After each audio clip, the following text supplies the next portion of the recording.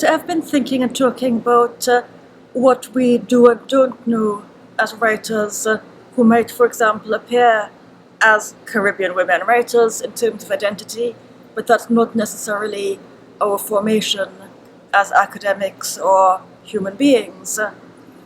And my own personal reading recommendations on related topics would include Sarah Ahmed, who tweets, if Twitter still exists by the time you see this, as Feminist Killjoy, who's very good in intersectional gender analyses. And then the extraordinary contemporary women writers whom I live amongst and work amongst. And I say live not necessarily meaning in Trinidad or Scotland, but live in the realm of the imagination where we have our home. And one of these writers would be the plurilingual Puerto Rican writer Loretta Collins Kloba, who very kindly agreed to do an interview for me for PN Review, the Manchester-based magazine, and that's in issue 242 of PN Review, which came out in July to August 2018. Loretta was talking about her intersectional identity as a working class woman, as somebody who identifies with the culture of the Pueblo, as someone who is plurilingual, and as someone who is a large or larger woman. So issues of embodiment, body positivity, different challenges about being in a body. She spoke very, very movingly about her 2011 collection, The 12-Foot Neon Woman, and in particular about this story which really happened during Hurricane Jeanne in 2004, where there was a boa constrictor which entered the attic of a house, a little house, a casita, and was sleeping with a non-verbal girl, and it took a long time for this to be disclosed. And Loretta was saying it made her think, this boa constrictor sleeping with the girl in the attic, of the Taino African Spanish goddess Maria Leonza of Venezuela, who was swallowed and rebirthed by a snake. Loretta was saying she tries to bring cosmic woman energy to her poems. Now, looping back to what I had been saying about Evan Boland, the Irish writer, and her particular struggle in Ireland, trying to claim the individual woman's pronoun I for everyday life, against the big mythological nationalistic use that male poets have made of it. That's one struggle. Another struggle globally for women now would be the struggle Loretta had to reclaim the mythology, the African Spanish Taino creolized mythology, and make that a legitimate, moving, and mesmeric subject for literature and a prism for understanding something that is happening during the ecological disaster of the hurricane. So, claiming our prisms of understanding here in the region as intersectional with the representational art of literature and our self-fashioning of a regional identity which is communicable in the set of global mythologies. That's another struggle. I could continue talking about Loretta, but it would be unfair for me to do that without her books to quote from. And as we are under lockdown from the coronavirus pandemic, I'm working partly from memory. Our memory is a tool of resistance. So I'll move on quickly to saying something about women as muses, as inspirations. I have been talking about women as poets, Loretta, for example, talking about women as political and cultural and historical inspirational figures. And now there are these other women. I've been editing Anthony McNeill, the late Jamaican poet, for People Tree Press. He names an extraordinary number of women. He was forever, apparently, in love, but also in conversation. He has sharp and real relationships of the mind, of the spirit, perhaps of the body, socially, with these women whom he names. And he writes them into a lot of different traditions. Sometimes he'll harness the tradition of jazz music. Sometimes he'll harness the tradition of European medieval Arthurian romance. But whatever, there are all these women's voices. You could see it as appropriative, or you could see it as deeply dialogic and polyphonic. And this is where the reader has agency. And I think as readers, and as feminist readers, we should have new models of agency for how we interact with the text.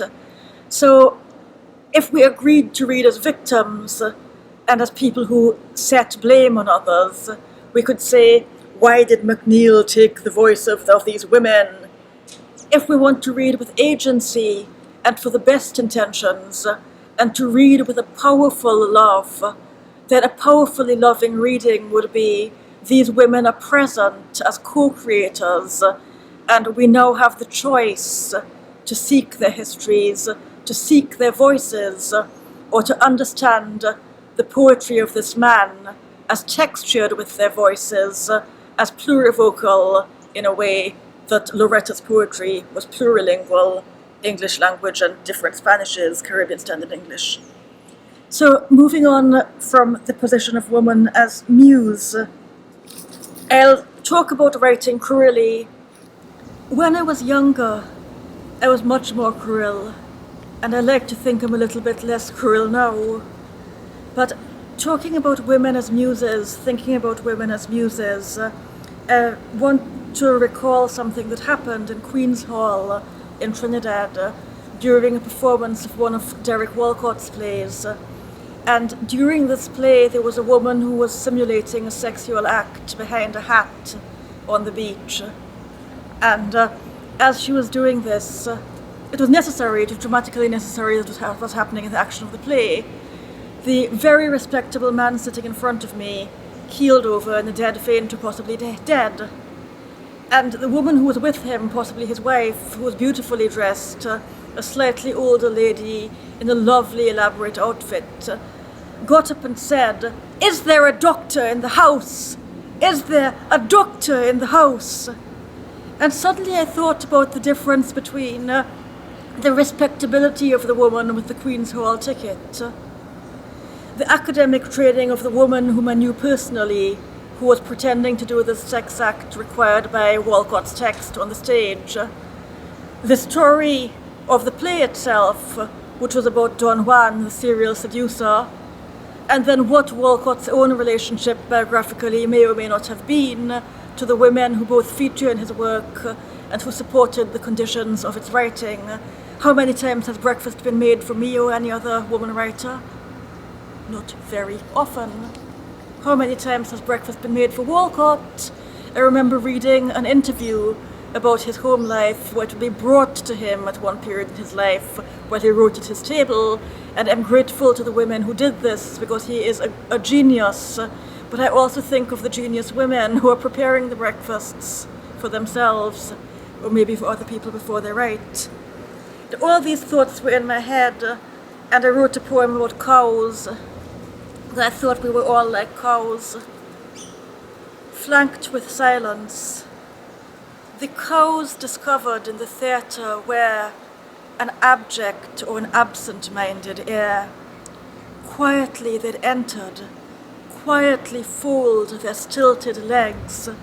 Their grassy stomachs hold the wonder of free programs and a room that's open on three sides to view. For whom theatre, if not for cows? Where else such eyes that dark and lustrous graduate like sighs the effort of eyelashes? Traffic stops and falls to worshipping cows of the East. These, our theatre cows, have no such hopes. They could not pay, nor can they stay. Their best, deserving of the spectacle, hauls its tail slower than pearls, O cow immemorial.